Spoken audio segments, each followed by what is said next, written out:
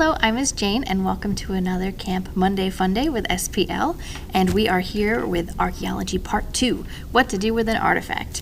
If you are just joining us, please check out Archaeology Part 1, What to Do with a Dig Site, to find out how we got here.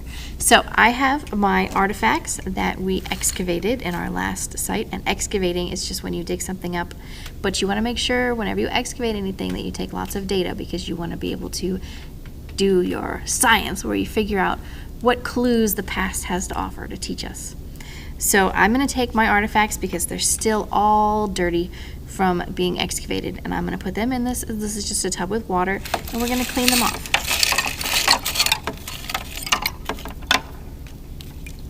We set our sifter to the side, and I just have an old toothbrush here that I'm going to use to scrub them, but you can use anything that you want. You can use a sponge, you can use a paper towel, you can use your fingers, and we're just going to clean off our artifacts and make them nice and shiny so that we can study them. And I've got a little paper towel here that I'm going to dry them on. And we just want to get that sand and grit off. And especially if you were digging somewhere that had like really muddy soil or soil with a lot of clay, it would really stick to your artifacts. We were lucky because we have a sandy dig site today, and so the dirt comes off really easily. And we just want to, we don't necessarily need to scrub everything like crazy. We just want it to be nice and clean. And a toothbrush is nice because it's got soft bristles. We don't want to scratch our artifacts. Like, look at this.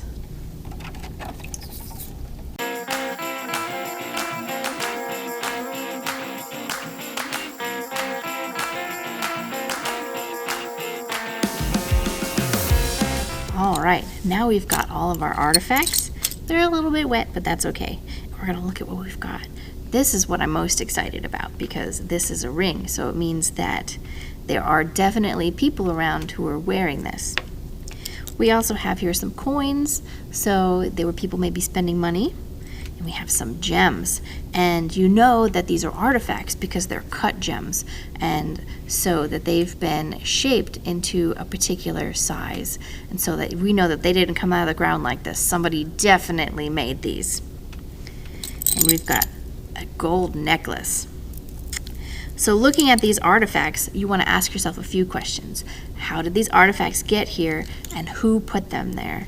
And so looking at these, I can see that the gold coin has a skull and swords on it, and that looks like some sort of imagery that a pirate might have left. So that's something to keep in mind. And also, this stuff is very fancy, so it would have definitely belonged to somebody with a lot of wealth. And it doesn't necessarily mean that it's wealth that they made. It could be wealth that they've stolen, especially since we have pirate coins here. And so our next step is we need to study these even further with our archaeology journal. So we're going to get our journal out.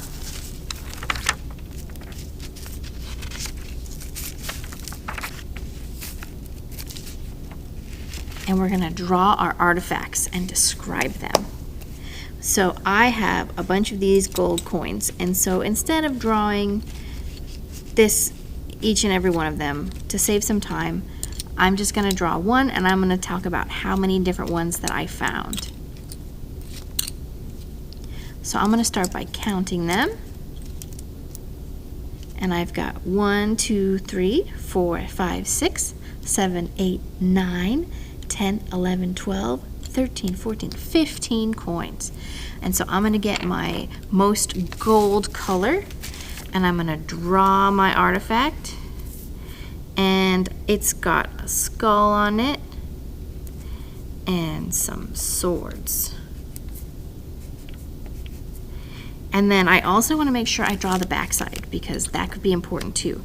So that's also a circle, and then it's got a chest on it. And the chest has some gold in it too. And I found how many of these again? I think it was 15. So I found 15 of them.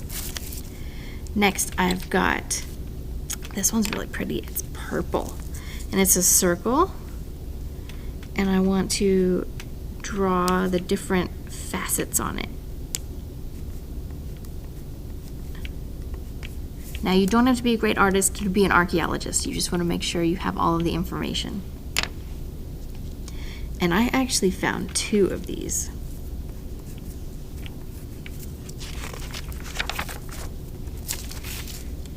If you don't have colors with you, what you want to do is you want to write down what color it is. So next to the artifact, for example, for this one, I'm going to draw a circle. And I want to make sure I have the facets on there. And I'm going to say red gem.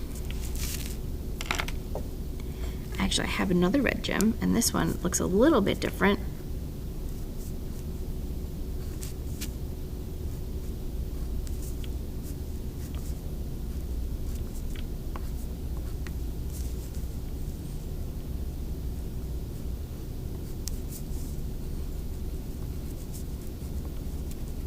I'm going to call this a red gem, and I'm going to say rectangular because it's shaped like a rectangle.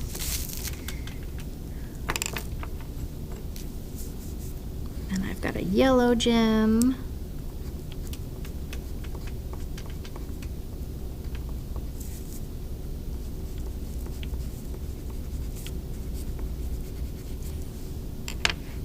All right, what have I missed?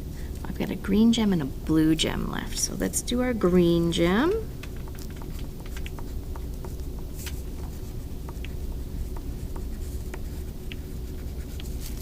And then let's get a blue one for our blue gem.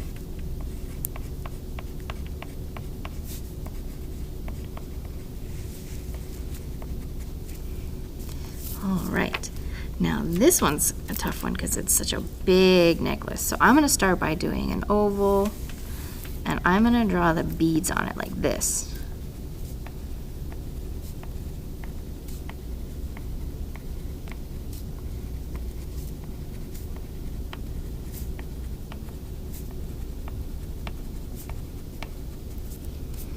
Excellent. All right. And I've got to do, this one's going to be the hardest one for sure. So let's see, let's start with some silver, and let's try drawing a circle, and then I'm going to draw it from 2 sides. I'm going to draw it like this, and I'm going to put it right next to my picture so that I can see it. Let's see, and you can see a little bit of the pink, so it looks like that. And then I'm going to draw it from the top too. So I'm going to draw a circle, and I'm going to do the different gems around the outside.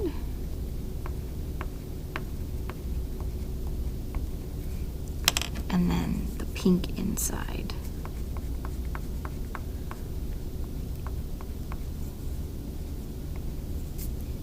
And I'm going to call this silver and pink ring.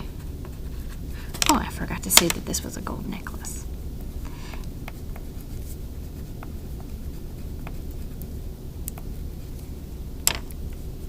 Awesome. All right. So look at all these great artifacts that we found. So like I said before, we want to look at those artifacts and we want to try and come up with a hypothesis, which is kind of like a guess. We want to come up with a hypothesis about how these items got into the dig site. And I think, looking at these artifacts, I definitely think that we have some sort of pirate treasure here. And I think maybe that a pirate buried his treasure in the sand and we dug it up. It could also be that maybe there was a shipwreck nearby and the treasure washed up onto the beach, and that's why it's in the sand. And so what you can do is you can take that information and you can try and ask more questions and do more archaeology. And if you want to add another layer to your descriptions, you can get out that ruler again and you can actually measure how big your gems are. So for example, my blue gem it's about 1 inch. So I'm gonna do this to show you like scale, and I'm gonna say that it's 1 inch wide.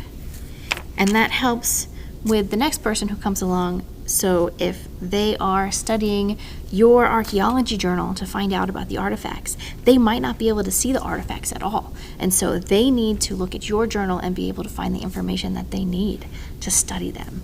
And so you can put anything you want there. If there were a big scratch on your gem, you would write that you maybe found a scratch on your gem. I'm going to write my hypothesis on the back. And I'm going to say, I think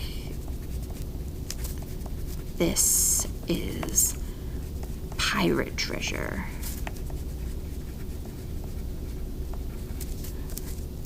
Because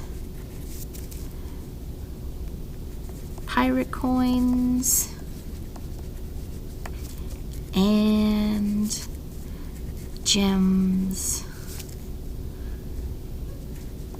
are things pirates like.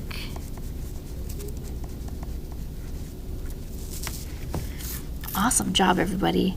Thank you so much for joining us. And if you saved your sand from last time, some fun extension activities, you can actually add water to your sand bucket, and you could do underwater archaeology.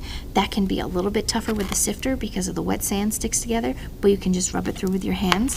And I hope you join us again next time, and I hope you had a good time. Thank you.